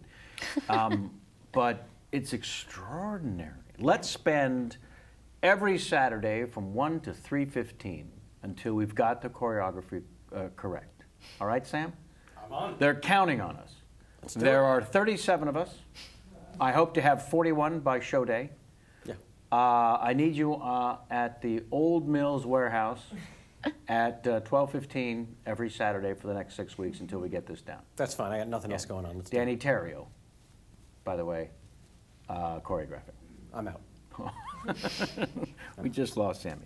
It's extraordinary. Yeah. To the point of ridiculous. I mean, Ridiculous in a beautiful, perfect sense. yes. No, it's. I think you're correct in that I may never have an experience like this ever again in my career. You have to assume. Yeah, no you have, one will. No. That's. I guess that's kind of the point I'm trying to make, which Yeah. is when you're in it, it's so hard to have any perspective in any part of life, let alone work, let alone show business, where perspective is never present. The antithesis of omnipresent. There's never any perspective for any of us. No. Is there a moment where you are aware of just how exceptional, or is it just come in sort of waves? I think it comes in waves because it's easy to get frustrated, you know, when you're on a show that you feel like we are doing something unique and we should have a more secure place in the TV landscape, and we're still always fighting, and I always feel like we're on the verge of cancellation. That I think sometimes it's easy to get caught up in that. And then I have moments, mainly when I'm talking to my therapist, where I step back and I'm really lately trying to appreciate more and more the uniqueness of this experience and the fan devotion, and I try to go to the things. I went to the Communicon, I went to the fan art show. Good. You know, I try and go whenever they organize something, and also to be able to say thank you to them. And you know what it's like, you have the people that tweet you consistently on Twitter that you sort of almost feel like you know a little bit, and then you meet them in person. And you know, there's this girl, Julietta at Juju Julietta, shout out, who does amazing fan art of us and has been doing it since season 1 and has like sent us keychains that she made of us. And so we've all kind of gotten to know her. She's visited set, and it's, I don't know. I mean, it's a very unique experience to have that relationship to the fans. I'm glad you mentioned Twitter, because it is in fact time for Who Tweeted. Oh. Sammy! Celebrities have so much to say. Who tweeted? Is the game we're gonna play. That is not our so you commenting know. on Bieber. It should be, though. Welcome, Sammy. Thank you so much. Nice I'm to have you at the table very again. happy to be here. Happy anniversary? Happy anniversary. Happy anniversary. Yeah, please. Yeah. Absolutely. All right. It's my 1 hour anniversary of being here. Why Celebrate. not? Absolutely. So the game is Who Tweeted. Great. I know we talked about it a little bit before, but it's Tyra, Paris, or Bieber. Okay. So I'm going to read 8 tweets one at a time. I like that little And, set dressing. They keep shouting at me on the screen saying, can we hide the white unattractive mom? You told me that the white block No, was it's fine. It's fine. I did. Off-camera people. I was told it was all right. All right. By me. I said it was all By right. him. Don't worry about it. Sammy, you were saying. So I'm saying, Yes. So I'll begin reading a tweet. When you feel like you know who has authored that tweet, you ring in by saying your name, Okay. and then I'll point to you. You have 3 seconds to say either Tyra, Paris, or Bieber. All right. Now, You ring Sammy, in, you ring in, you get it right, you're going to get yourself 5 points. there's a Ring separation in points. Ring in, you get it wrong. What happens? You're going to lose 3. Is there a penalty? There is a penalty. So much like Juilliard. Yeah. We punish ignorance here. Yeah. So. They punish enthusiasm. All right, I'm ready.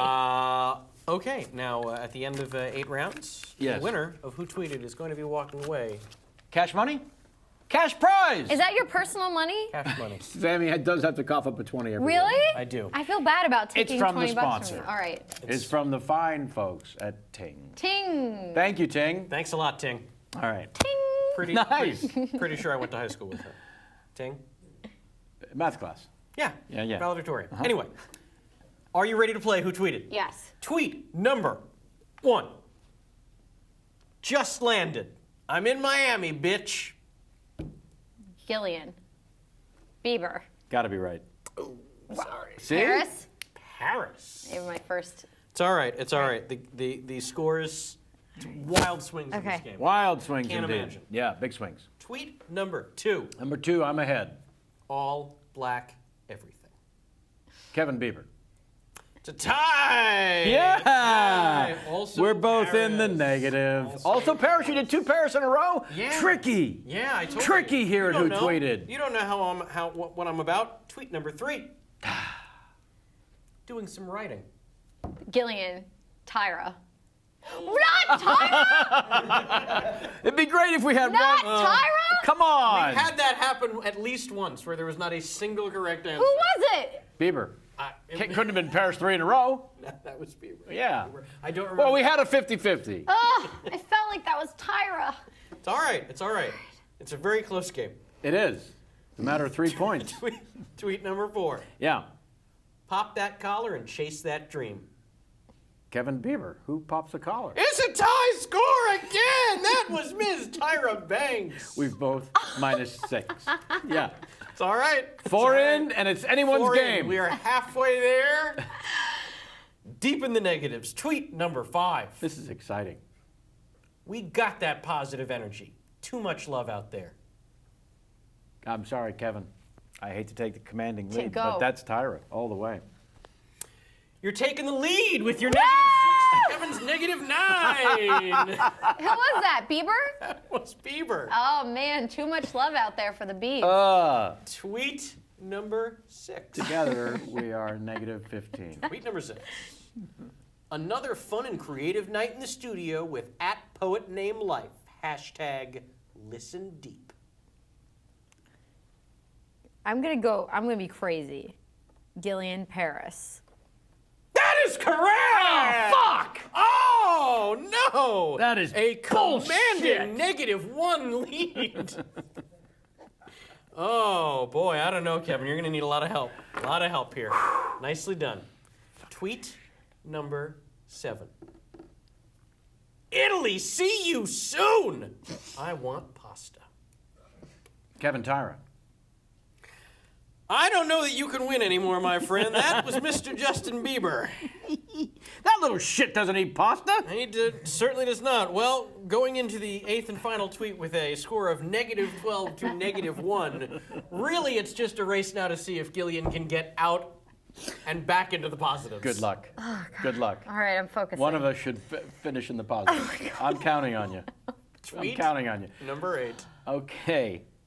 It's not how you fall, it's how you get up. I'd say all of them. You can't lose. It's not how you fall. It's how you get up.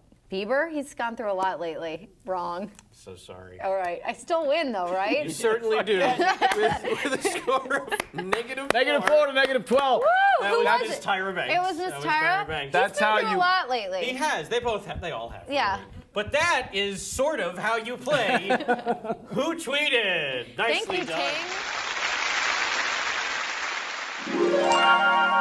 Celebrities have so much to say. Who tweeted? Is the game that we just played. Not even close. Getting back to that moment of work on the community, the first day back after Jim Rash, who plays Dean Pelton, wins the Academy Award.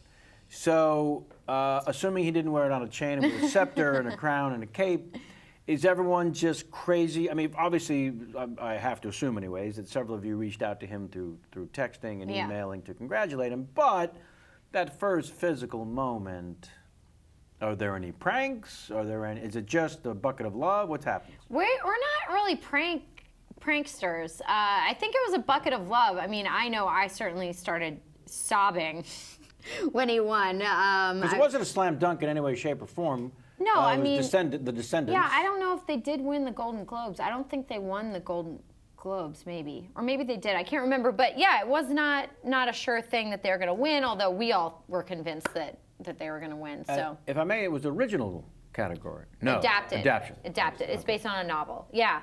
Okay.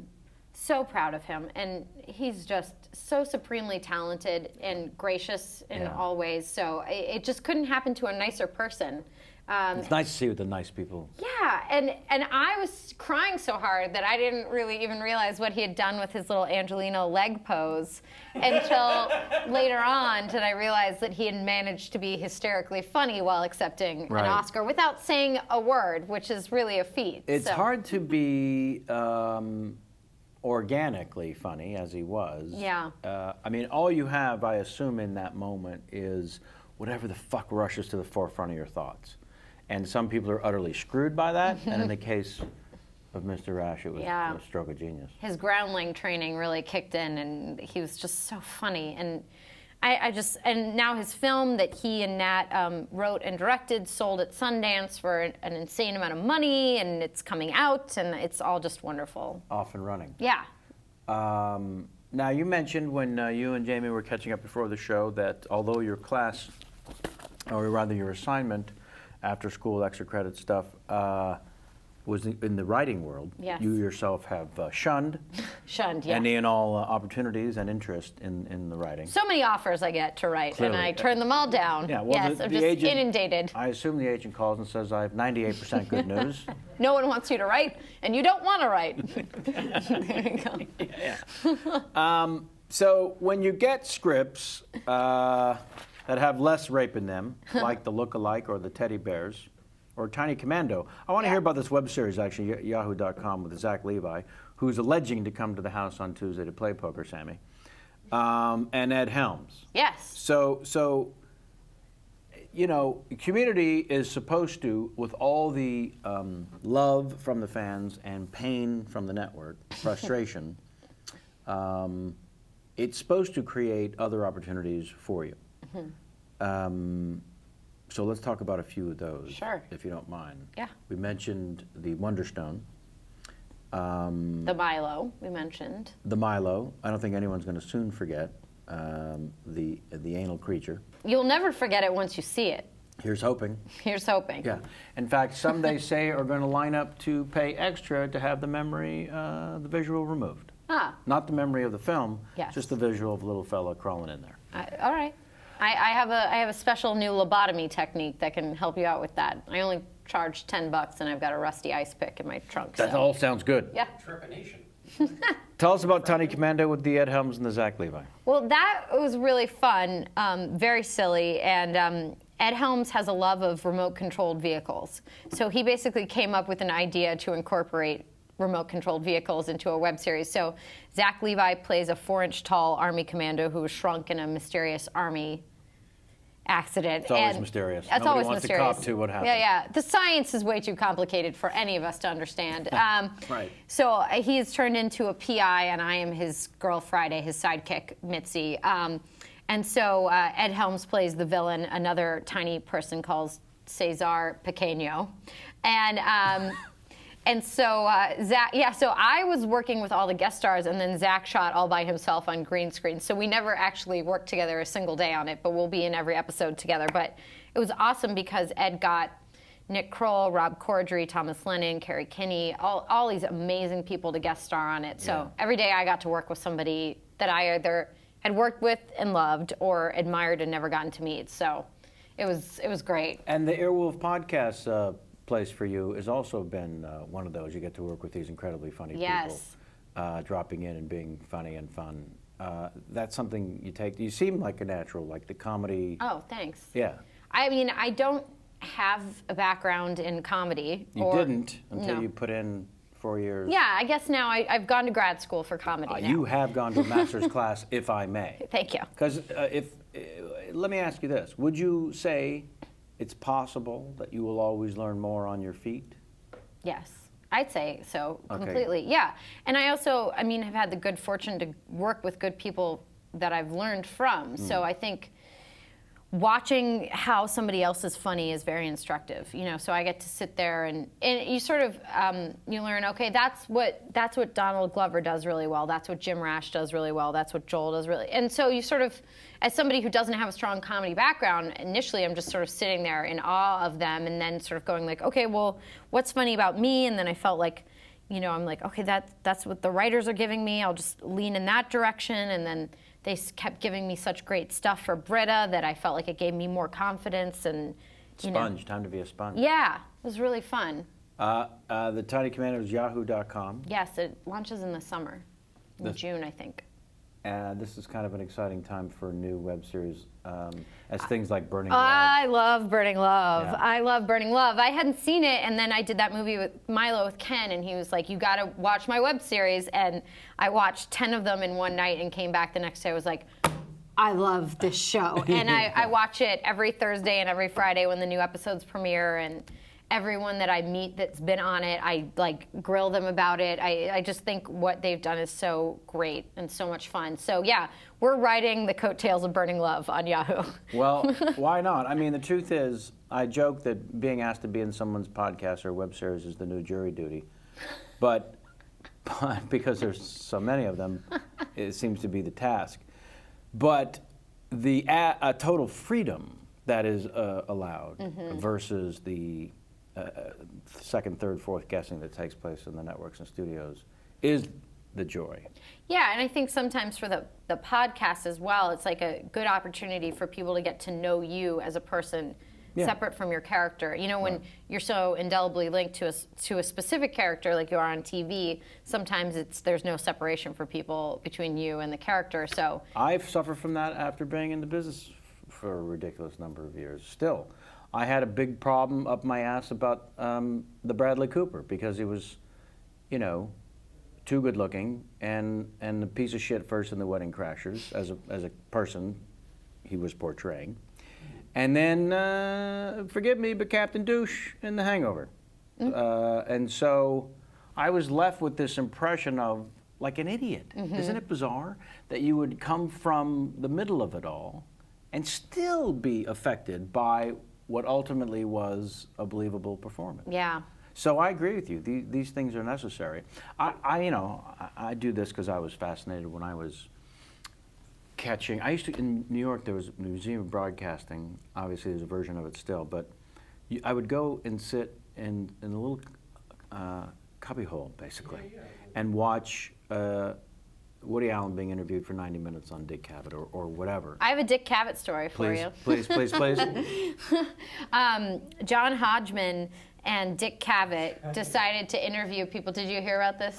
I did, but you tell it. So, so they asked me to come and be interviewed. They set up in a penthouse at the Chateau Marmont, very, very Hodgman and Cavett, and they also asked Joel to be on there that day. And so, as we've spoken about, Joel is very tall. Dick Cavett is not very tall. No. And so Dick Cavett starts talking about, I think his experience in jujitsu or Sure. some kind of martial art, and What I think of when I think of Dick Cavett. right, and bragging about if he thinks heavy, you are unable to pick him up, and he's talking about how on his show there was a guest who was like maybe a football player who could not pick him up because he was thinking down, and so of course you see Joel's eyes just light up. Can't wait to lift this little fucker. Just picks him straight up, and then I think Dick Cavett, to prove that he really does know whatever this martial art is, decides to do some like backbend hold on me, and it, like has me like he's pulling me over his back and twisting my arm the wrong way, and I just started screaming like, ow, ow, ow, ow, that hurts, it's the wrong way, it's the wrong way, and I had to like scream to get him to let go, and he almost like broke my elbow. Is there anything more fun than someone demonstrating on you? No, it's great. It's really great. It's my favorite thing. Yeah, so that's my Cavett story, which I feel is a He really almost good- broke your arm. Yeah, Dick Cavett. That's almost broke my legitimate. arm, right? Okay. Tell me about the teddy bears. The Teddy Bears is a film, my return to acting with Melanie Linsky, who is one of my favorite actresses. I think she's incredible. And it's her, me, Jason Ritter, Zach Knighton, David Krumholtz, and Anna O'Reilly. And so we're three couples out in the desert. And it's one of my favorite casts that I've ever worked with. And they didn't have a lot of money, so they put all three girls in one house and the three boys in another house. And we were living on dirt roads outside of Joshua Tree in Wonder Valley by the army base out there. Good God. And there's burned out meth shacks everywhere. Sure. And, you know, but it was great because we all became really close friends like that, you know, thank God. Or otherwise it would have been the most miserable experience of my life. But Right. When did that shoot? that shot last year around this time. Right. During the hiatus. During the hiatus, yeah, I was telling Sam it was a bunch of TV people either waiting to hear if their pilots got picked up or their shows got renewed. So it was like on deadline, you know, because that's how you find out these days about your own shows, reading Deadline. So everybody's on Twitter checking Deadline to hear if their show gets picked up or not. It's a lovely, lovely life. It's a wonderful way to know about your own life. And you a non-drinker through all of it. Hey, I know, I just have to suffer through the anxiety, stone cold sober. Aye. Yoy. Let's allow the viewers one last opportunity. This comes to you from this is just a straight up question, Okay. @blogwash. If Britta Perry were to jump TV shows Detective Munch style, what show do you think she should escape to? Anybody want to fill in a little bit of a blank for our guest?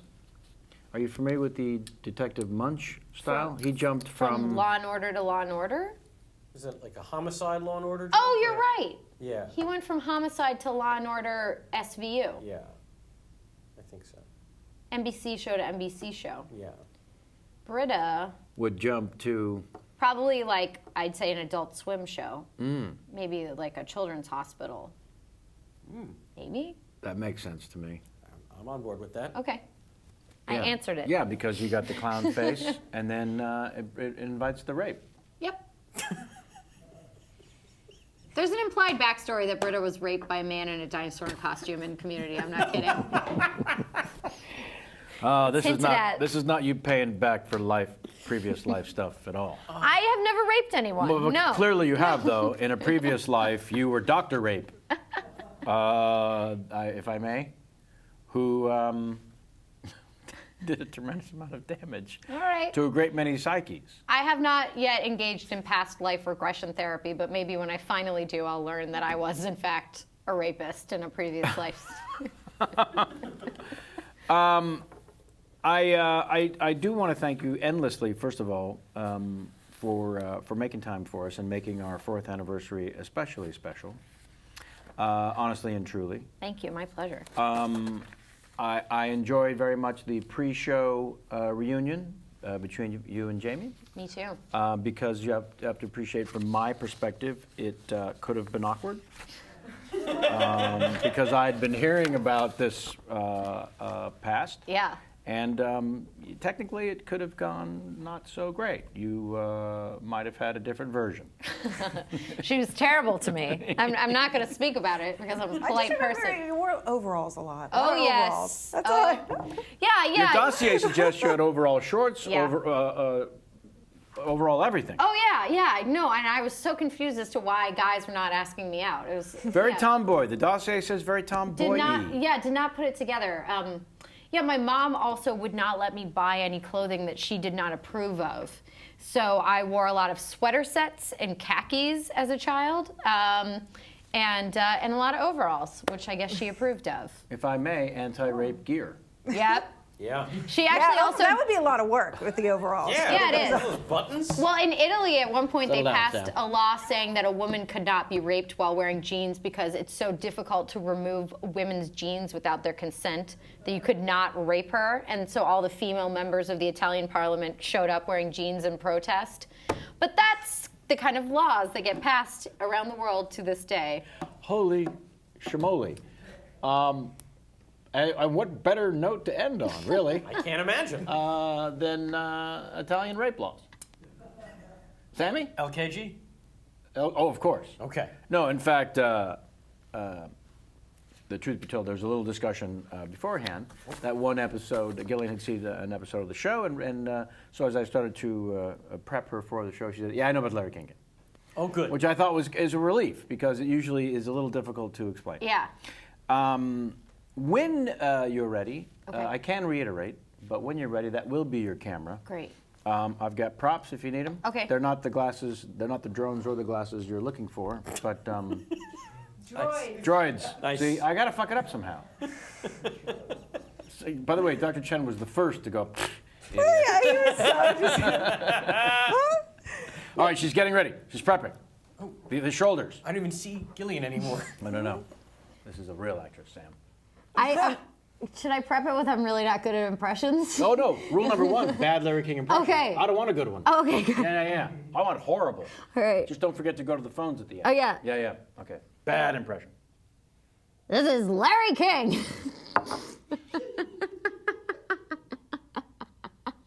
No, had no idea that was possible. All right. I'm missing a joint in one of my toes on my left foot. That's true? Hello, you're on the air. Denise from Altoona. Yeah, way to bring it home. There you go. Way to bring it Pennsylvania home. humor. Little PA. Little final tip of the hat to the PA. And Denise, that bitch. that's the one they shoved her in the locker, Denise. Yeah. Yeah. Who now works at Yinling. It all comes together. Thank you truly. My pleasure. And sincerely. And now you have to sit there uncomfortably while I wrap things up for the folks around the world. Okay, so the Earwolf experience. Let us know what you're thinking. Seriously, we do want to hear from you. I want to thank my guest Gillian Jacobs for all the insight, candor, and delight sense of humor, which, by the way, not all the guests bring. They feel pressure and then they don't deliver. No, they should do it at home on tape, several takes, then send those in. I see, Sammy. It's a callback. It's a callback to you don't appreciate it or respect the multiple takes. No. Right. Because you. They can't change the rules of the game in the middle of the game.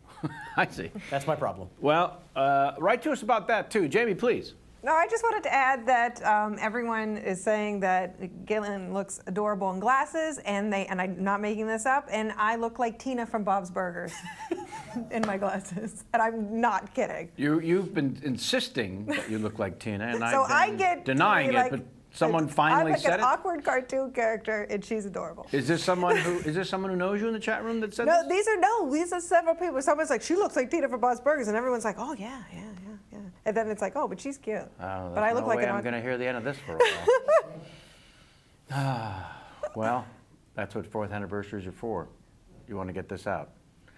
Yeah, let us know about your experience with the show.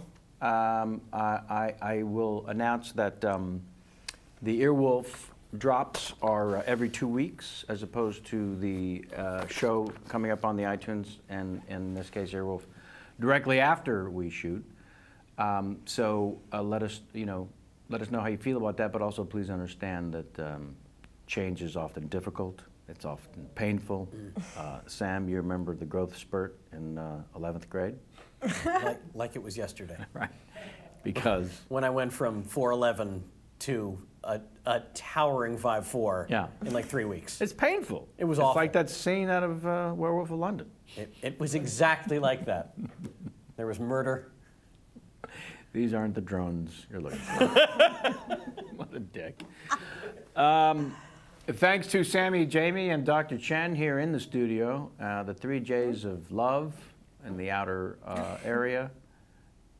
Jason, Justin, Josh, and our very own Samantha Ward on makeup, and Elaine Ewing bringing it all together on the social media. Thanks as always to the fine folks at Airwolf for launching and supporting us. And the YouTube experience. Join us live sometime, YouTube, / Kevin Pollak's chat show. Next, we're going to take some time off. We've got some holidays coming up, some Easters, and the debut of the Mad Men season premiere, which is a holiday to a lot of us. Oh yeah, big time. And then I have to go play poker with former President Clinton. It's none of your business. I'll talk about it when we return. That's a nice carrot you're dangling right there. Right? Nice carrot. Next live show will be Sunday, April 21st with our guest, I know this, Paul Feig, followed by April 28th with Bonnie Hunt. There's going to be back-to-back blockbusters. Yeah, it's very exciting. They're not going to be as good as this, but they'll be good. Since we've been back, we did take a long hiatus over the holidays, but since we've been back, we've had amazing guests. Yeah, we really have. Really knocked them out of the park. Yeah, and today was clearly our favorite. She's still in the studio. What am I gonna, Kenny? I got 2 thumbs up again from Kenny. All right. Thanks again. I don't want it to end because you only get one 4th anniversary, and this is really a milestone, and I tried all I could to downplay it, but damn it, it does mean the world to me, and all of your support for this very show, as well as the people who make it possible that, here in the studio.